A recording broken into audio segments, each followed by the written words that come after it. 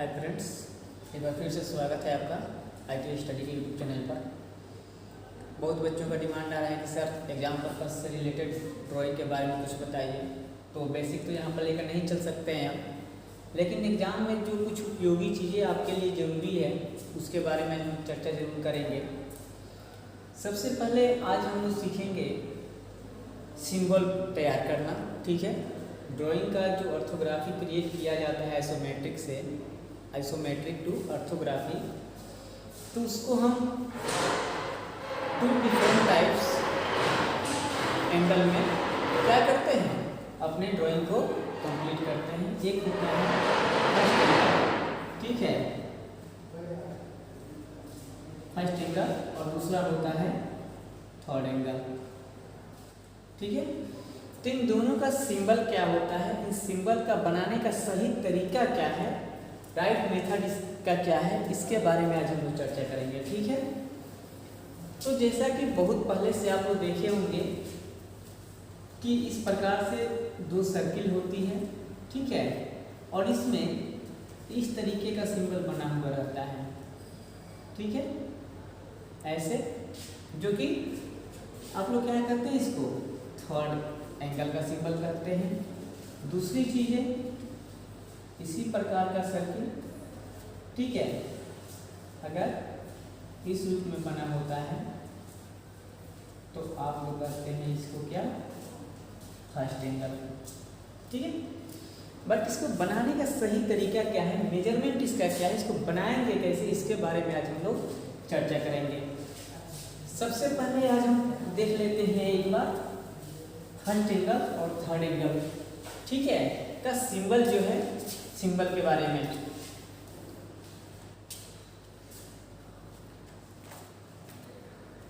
तो इसके लिए सबसे पहले हम सेंटर लाइन का यूज करते हैं। ठीक है, सेंटर लाइन, एक कोई भी लाइन ले लीजिए आप, ठीक है, मेजरमेंट इसका अभी कोई फिक्स नहीं करना है। अब आपको क्या करना है, जैसा कि आपने देखा यहाँ पर, ठीक है, कि 2 सर्कल बना हुआ है, दोनों सर्किल का 2 अलग अलग व्यास भी होगा। तो इसके बड़े वाले सर्किल को हम, इसके व्यास को D से, जबकि छोटे वाले को हम छोटे d से सूचित करते हैं। ठीक है, यहाँ पर ये D जो होती है, बड़ी D का क्या होती है जी, आधा होती है। छोटी वाली D बड़ी D का आधा होती है। ध्यान दीजिएगा, इस सिंबल में कुछ टर्म कंडीशन फॉलो होना चाहिए आपके सिंबल क्रिएट करने में। छोटी वाली D हमेशा बड़ी D की हाफ होगी। तो अगर आपको कोई भी मेजरमेंट दिया गया है, अगर उसका माप दिया गया है, तो ठीक है, उस माप के हिसाब से आप बनाएं। माप नहीं है, आप अपने से इसको क्रिएट करना चाहते हैं, तो आप स्वतंत्र हैं कोई भी माप लेने के लिए। लेकिन जो भी माप आप लेंगे, चाहे वो छोटी D हो या बड़ी D हो, अगर पहले छोटी D मान लेते हैं, ठीक है, तो बड़ी D कितनी हो जाएगी, ये 2D के बराबर होगी।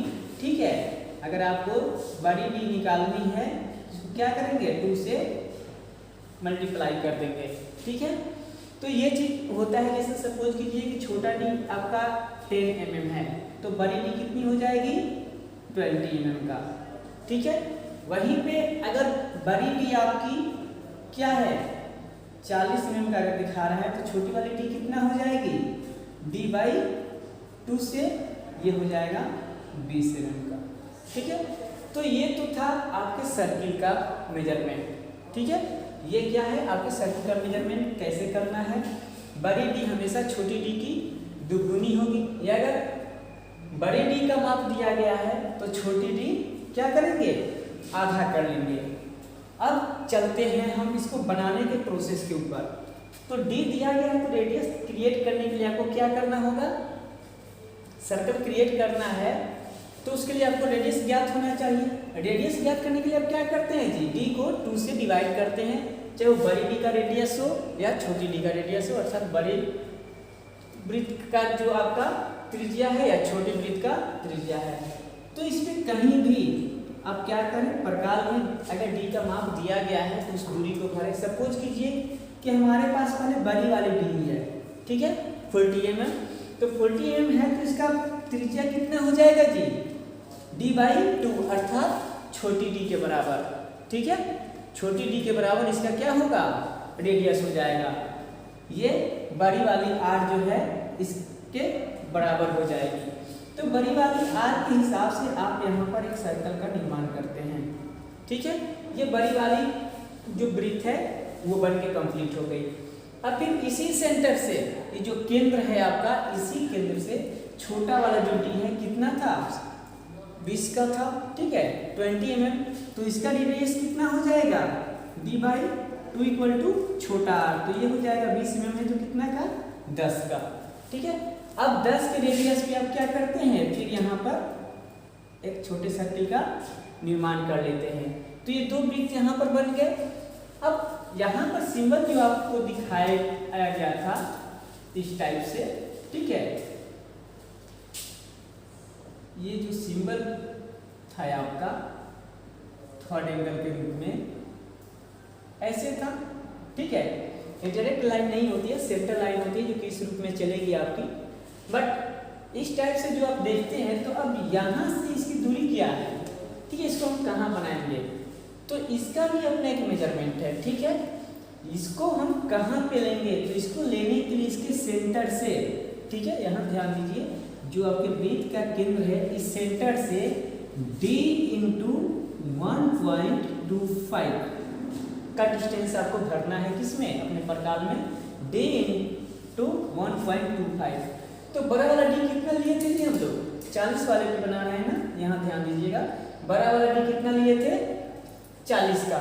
तो 40 गुने 1.25 कितना हो जाएगा, 5 का 20 का 0, 4 दूनी 8 तो 10 का 0, और 4 एकम 4 और 1 5, 2 1 0 अब ये बच गया, तो यहाँ पे 0 डाल दिए। अब 2 अंक के बाद दशमलव है तो यहाँ दशमलव डाल दिए, अर्थात ये कितना हो गया, 50, 15 का। तो अब यहाँ से 50 का आप यहाँ पे डिस्टेंस भरिए। तो सपोज कीजिए कि यहाँ पे आपका यहाँ से यहाँ 50 कवर हो गया। ठीक है, ये 50 mm यहाँ से यहाँ कवर हो गया।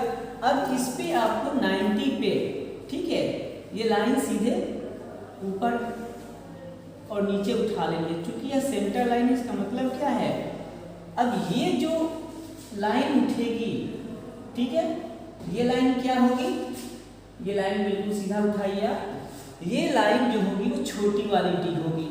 ये लाइन क्या होगी, छोटी वाली डी होगी, और छोटी वाली डी का मान कितना है, ये 20 mm। छोटी वाली डी कितनी है, 20 mm की।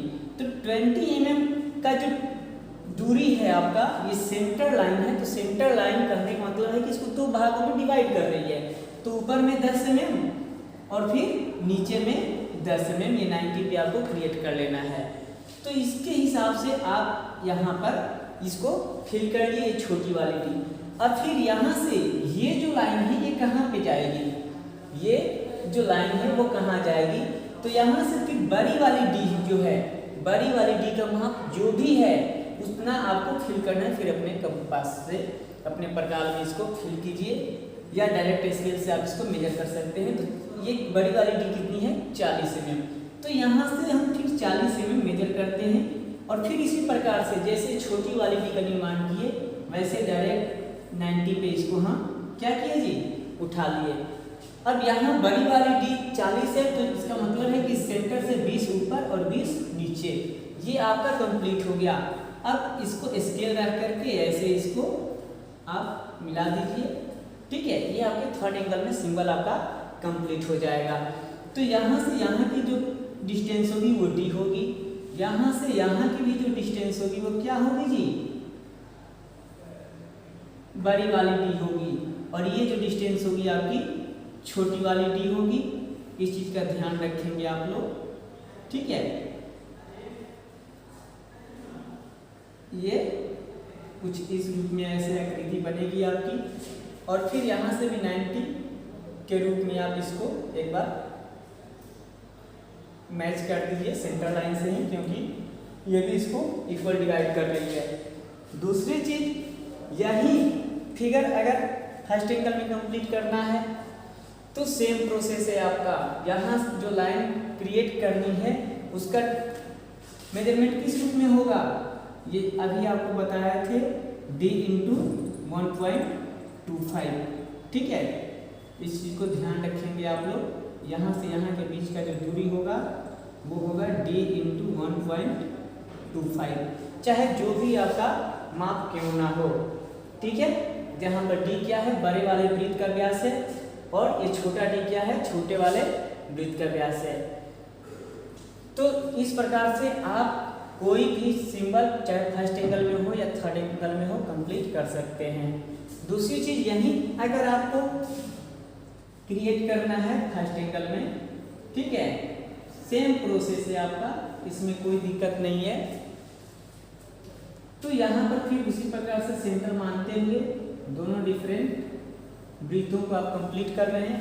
उसके बाद फिर इसी सेंटर से, ठीक है, इस सेंटर से हम क्या किए जी, यहाँ d इंटू 1.25 की दूरी भरे, और यहाँ पर क्या हो गया, सबसे पहले बड़ी वाली d का निर्माण कर लिए, ठीक है।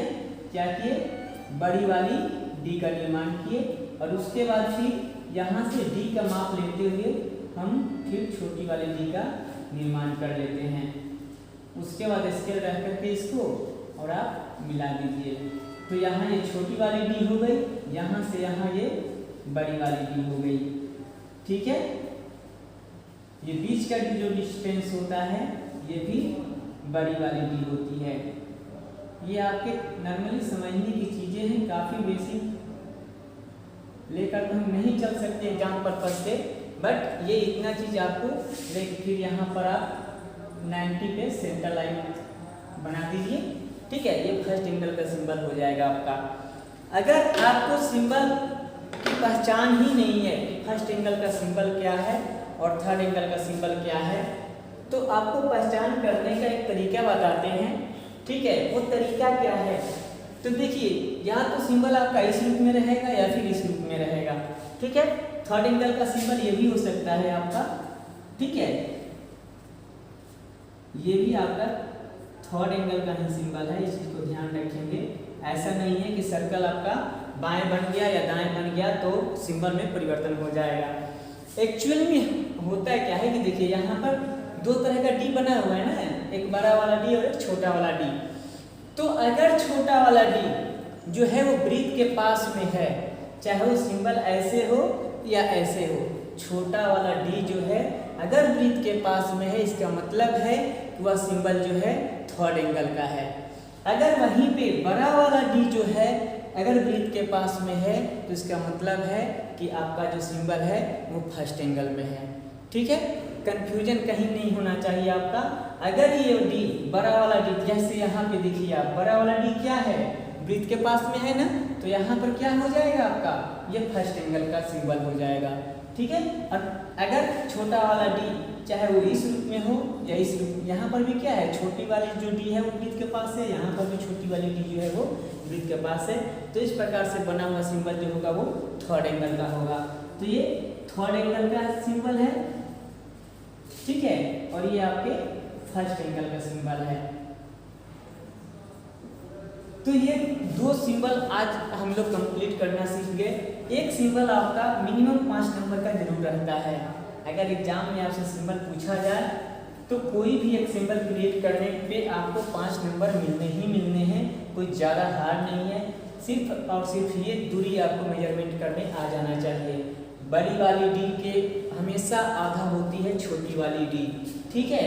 अर्थात जो छोटा वाला आपका वृत्त है उसका डी जो होगा वो क्या होगा, बड़े डी के हाफ होगा, बड़ी वाले वृत्त के व्यास के आधा होगा। फिर इस सेंटर से जो दूरी लेनी है इस प्रकार की आकृति को क्रिएट करने के लिए, चाहे फर्स्ट एंगल में हो या थर्ड एंगल में हो, वो सेंटर से d इंटू 1.25, जहाँ पर ये बड़ी वाली डी हमेशा कैलकुलेट करनी है, इस चीज़ को ध्यान रखना है। छोटी वाली डी को यहाँ पर नहीं लेनी है, हमेशा बड़ी वाली डी के साथ ही 1.25 अर्थात बड़ी वाली डी का सवैया हम कह सकते हैं हम बोलचाल की भाषा में, उतना लेकर के आप इसको क्रिएट कर सकते हैं। अगर आपको परेशानी है तो इस फिगर को हम एक्चुअली मेजरमेंट के साथ कोशिश कर रहेंगे कि आप लोगों के पास बहुत जल्द एज पेपर वर्क पे करके आपको दिखाएं। ठीक है, तो आप लोग कंटिन्यू चैनल पे बने रहें और कोई भी परेशानी हो तो कमेंट करके भी आप पूछ सकते हैं। नेक्स्ट हम लोग देखेंगे कोई एक ऑर्थोग्राफी क्रिएट करना, ऑर्थोग्राफी कैसे क्रिएट करते हैं, उसका तरीका क्या है।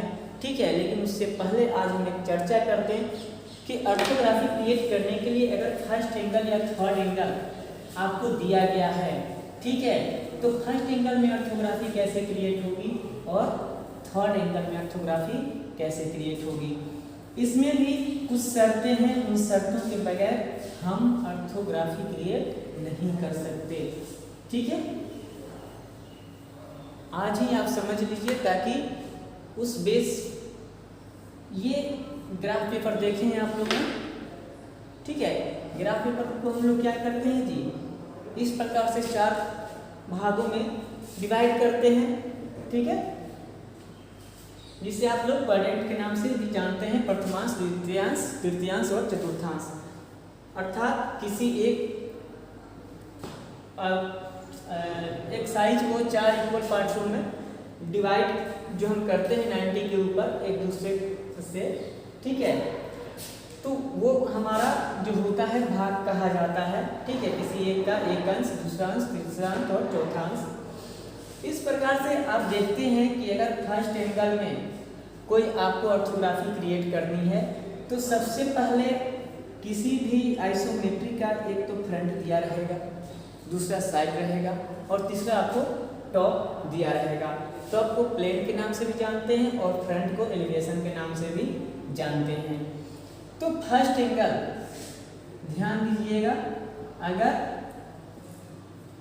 ये फर्स्ट एंगल में है, फर्स्ट एंगल में आपसे क्रिएट करने को कहा जाए तो फर्स्ट एंगल में टॉप जो बनेगा, ठीक है, टॉप आपका हमेशा, अगर ये एक्स माने, इसको वाई एक्सिस माने, तो टॉप हमेशा एक्स से नीचे बनेगा। ठीक है, टॉप जो बनेगा एक्स से नीचे बनेगा। अब एक्स के नीचे 2 भाग आपको दिख रहा है, एक ये है, दूसरा ये है। तो ये बनेगा कहाँ? तो इसको बनाने का तरीका है कि टॉप जब भी बनेगा, चाहे फर्स्ट एंगल हो या थर्ड एंगल हो, तो आपके हमेशा फ्रंट के ऊपर या नीचे ही बनेगा। ठीक है, फर्स्ट एंगल में आपके फ्रंट से नीचे और थर्ड एंगल में फ्रंट से ऊपर। तो ये डिपेंड करता है कि आपके फ्रंट को देखने का नजरिया क्या है, फ्रंट को देखते किस साइड से हैं, इस चीज को ध्यान रखिएगा। जैसे सिंपली यहाँ पर देखिए, अगर कोई ये एक सिंबल है, ठीक है, इस रूप में सपोज कीजिए कि कोई एक सिंबल है, एक किताब ही ले लीजिए, एक ईंट ही ले लीजिए आप। ठीक है, तो अगर यही उसकी आकृति दिखेगी ना साइड से, अगर हम देखेंगे तो इस रूप में,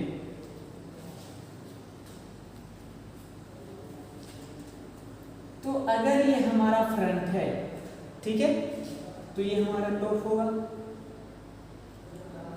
ये टॉप होगा और ये हमारी साइड होगी। ठीक है, तो ये फ्रंट हमारा किधर है जी? फ्रंट हमारा अकॉर्डिंग टू राइट है, राइट साइड में है। ठीक है, तो राइट साइड में जब फ्रंट है, अगर इसका आइसोमेट्रिक आपसे कहा जाए कि आपको फर्स्ट एंगल में क्रिएट करना है, ठीक है, तो ये फ्रंट जो है आपका हमेशा एक्स के ऊपर बनेगा। बट एक्स के ऊपर कहाँ बनेगा, इस चीज को ध्यान रखिए कि एक्स के ऊपर इसको कहाँ क्रिएट करना है। तो एक्स के ऊपर ये क्रिएट होगा हमेशा अपने अपोजिट। ठीक है, फर्स्ट एंगल में चाहे वो फ्रंट हो या साइड हो, हमेशा एक दूसरे के अपोजिट बनते हैं। ठीक है, वो भी एक्स एक्सिस से ऊपर, एक्स एक्सिस से ऊपर और हमेशा एक दूसरे के अपोजिट। तो फ्रंट यहाँ आपका राइट साइड में दिख रहा है, इसका मतलब है कि फ्रंट आपका हमेशा कहाँ बनेगा? लेफ्ट साइड में। 2 भाग बन रहे हैं ना, वाई से लेफ्ट और वाई से राइट, तो ये आपके वाई के लेफ्ट साइड में बनेंगे। क्यों? क्योंकि आइसोमेट्रिक में आपका फ्रंट जो है वो कहाँ पे है? राइट साइड में है, तो साइड कहाँ चला आएगा? लेफ्ट साइड में। अब आपको हम बताएं कि फर्स्ट एंगल में आपका टॉप जो होगा हमेशा फ्रंट से नीचे बनेगा। तो फ्रंट कहाँ है? वाई से लेफ्ट में, तो यहाँ टॉप भी आ जाएगा y से लेफ्ट में बट x एक्सिस से नीचे। ठीक है। दूसरी चीज, अगर ये टर्म कंडीशन है फर्स्ट एंगल का, अगर इसी चीज को हम थर्ड एंगल में देखें, थर्ड एंगल में मेजर करके अगर आप क्रिएट कीजिएगा तो थर्ड एंगल में ये x ये y अगर आप लेते हैं तो थर्ड एंगल में क्या होगा जी, आपका टॉप जो है हमेशा x एक्सिस से ऊपर बनेगा और फ्रंट और साइड x एक्सिस से नीचे बनेगा। दूसरी शर्त क्या है, जहां देखेंगे वहीं बनाएंगे। दूसरी शर्त क्या है, जहां देखेंगे वहीं बनाएंगे। तो फ्रंट यहाँ कहाँ पे दिख रहा है आपका, राइट साइड में, तो यहाँ पे आपका फ्रंट राइट साइड में रहेगा और साइड लेफ्ट में है तो लेफ्ट में ही रहेगा। जबकि टॉप हमेशा फ्रंट के ऊपर या नीचे, ये आपको बताए थे, फर्स्ट एंगल में नीचे और थर्ड एंगल में ऊपर। तो ये टॉप कहाँ चला आएगा, यहाँ पे चला आएगा। तो ये कुछ बेसिक कंसेप्ट है इसको क्रिएट करने का, लेकिन अब इसको क्रिएट करेंगे हम नेक्स्ट वीडियो में। तो कृपया चैनल पे कंटिन्यू बने रहें, कोई भी एक ऑब्जेक्ट लेकर के, और हम उसका आइसोमेट्रिक टू ऑर्थोग्राफिक बनाना सीखेंगे। ठीक है।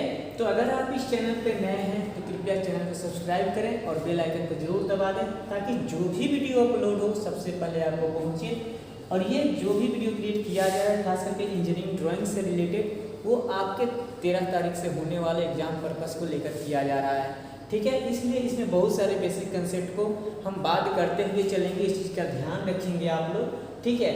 क्योंकि बेसिक कंसेप्ट से रिलेटेड वीडियो बनेंगे बट वो अभी एग्जाम पर्पस के अकॉर्डिंग नहीं है, क्योंकि बहुत वीडियो लंबा हो जाएगा या फिर बहुत सारा वीडियो क्रिएट करना पड़ेगा।